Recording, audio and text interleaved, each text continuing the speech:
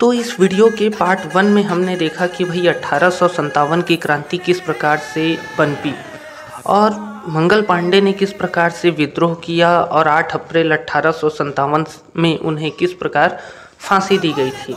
पहले तो अंग्रेज इसे एक छोटा मोटा सैनिक विद्रोह समझ रहे थे।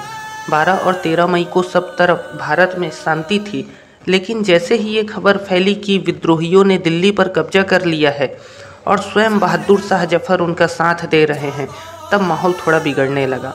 सभी राजा महाराजा एकजुट होने लगे और विद्रोह का समर्थन करने लगे और विद्रोही सैनिकों की सहायता से अपने क्षेत्र में बगावत करने लगे। तो चलिए हम एक बार देख लेते हैं कि प्रमुख जो शासक थे वो कौन थे और वे कौन से क्षेत्र से बगावत कर रहे थे। तो कानपुर से नाना साहब, लखनऊ से बेगम हजरत महल, जगदीशपुर से कुंवर सिंह, फैजाबाद से मौलवी अहमदुल्लाह, बरेली से खान बहादुर खान, दिल्ली से बहादुर शाह जफर, झांसी से लक्ष्मीबाई और इलाहाबाद से लियाकत अली। तो ये सभी 1857 की क्रांति के प्रमुख नेता थे, जिनके अंडर में विद्रोही सैनिक बगावत कर रहे थे और उनके बगल में उन अंग्रेज कमांडरों का नाम है जिनसे वो लड़ रहे थे, जैसे लक्ष्मीबाई के साथ ह्यूरोज, नाना साहब के साथ कैंपवेल इत्यादि। विद्रोह की शुरुआत कैसे हुई? अब चलिए एक नया टॉपिक है हमारे सामने कि ये विद्रोह की शुरुआत आखिर कैसे हुई। उस समय विद्रोह की शुरुआत बिगुल बजाकर और तोप के गोले दागकर की गई। फिर सबसे पहले शस्त्रागारों से हथियारों को और सरकारी खजाने से धन को लूटा गया।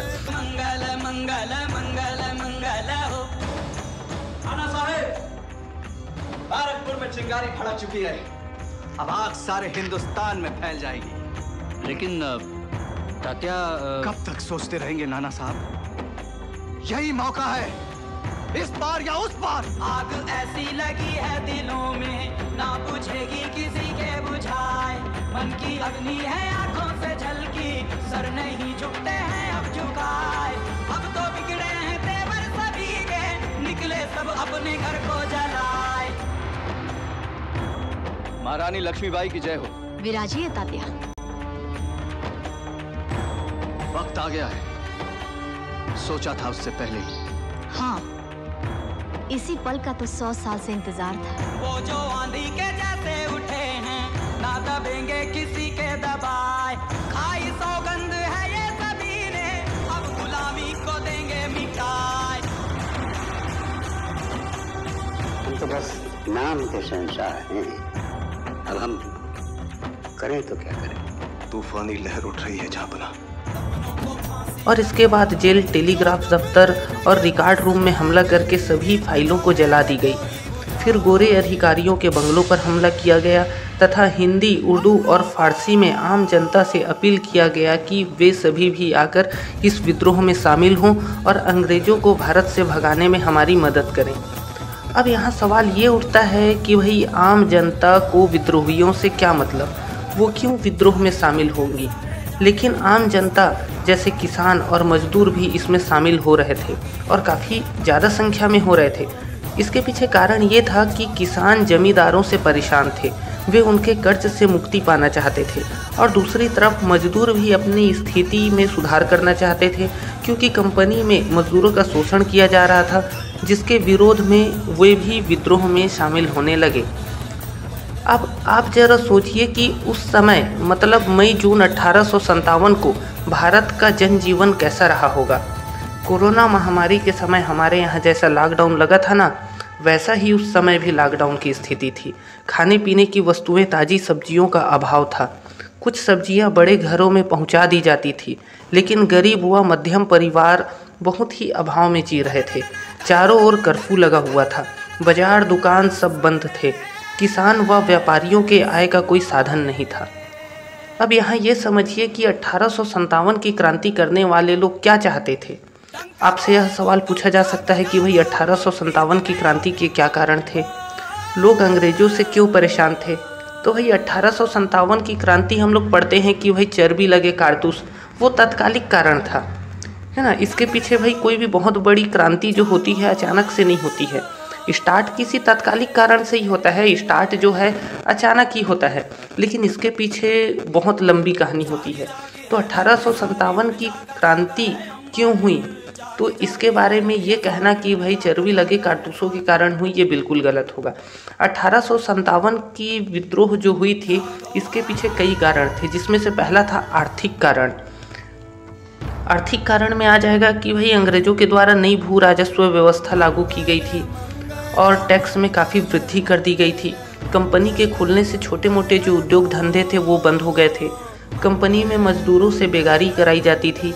किसानों से नील की खेती जबरन कराई जाती थी, जिससे उसके फसल बर्बाद हो जाते थे, क्योंकि नील की जो खेती होती है वो आसपास जो है अपने फसलों को, दूसरी जो फसल होती है उसे ख़राब कर देती है।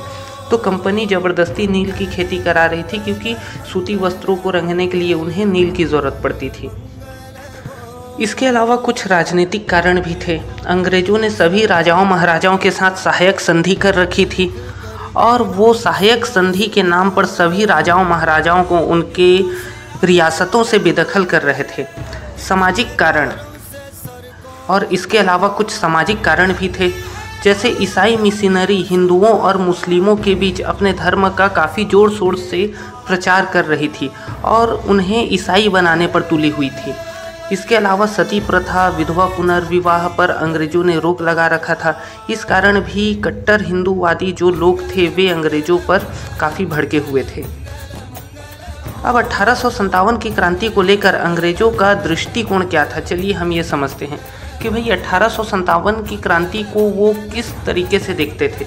जैसे हम तो समझते हैं कि भाई 1857 की जो क्रांति थी वो प्रथम भारतीय राष्ट्रीय स्वतंत्रता संग्राम था, हमारी आज़ादी का पहला कदम था। लेकिन अंग्रेज 1857 की क्रांति को किस दृष्टिकोण से देखते थे, तो अंग्रेज ये सोचते थे कि भाई ये अनपढ़ और बर्बर लोग हैं, इन्हें खुद पता नहीं कि ये क्या कर रहे हैं, हमने इन्हें नौकरी दिया और ये हमसे ही बगावत कर रहे हैं, और देसी रियासत के जो राजा महाराजा हैं वो इन अनपढ़ लोगों का बस अपने फ़ायदे के लिए इस्तेमाल कर रहे हैं।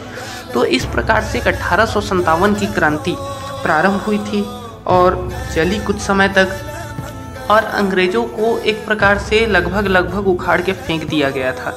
मतलब अंग्रेज जो साम्राज्य था, कंपनी का जो शासन चल रहा था हमारे भारत में, वो पूरी तरह जो ताश का महल होता है उस प्रकार से बिखरा हुआ पड़ा था। लेकिन इसी समय ब्रिटेन की महारानी ने अंग्रेज़ों की मतलब कंपनी की मदद की और इसी मदद के कारण कंपनी एक बार से फिर खड़ा हुआ और 1857 की क्रांति पर इसका बहुत बुरा प्रभाव पड़ा और सारे जितने भी विद्रोही थे उनका दमन कर दिया गया।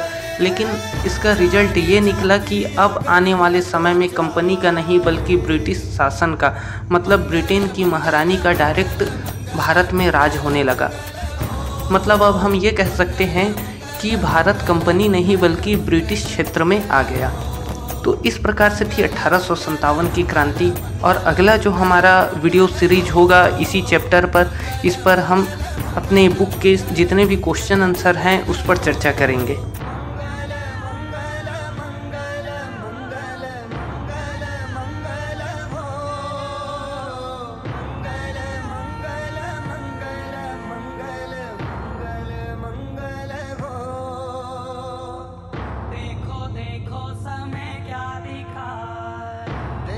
कर भी नो विश्वास कोई दुनिया से अब जा रहा है, कितने गौरव से सर को उठाए। धन्य है भाग हर उस माता के जो ऐसा बेटा पाए। कोई डर है जान जाती अगर है तो जाए। मंगल मंगल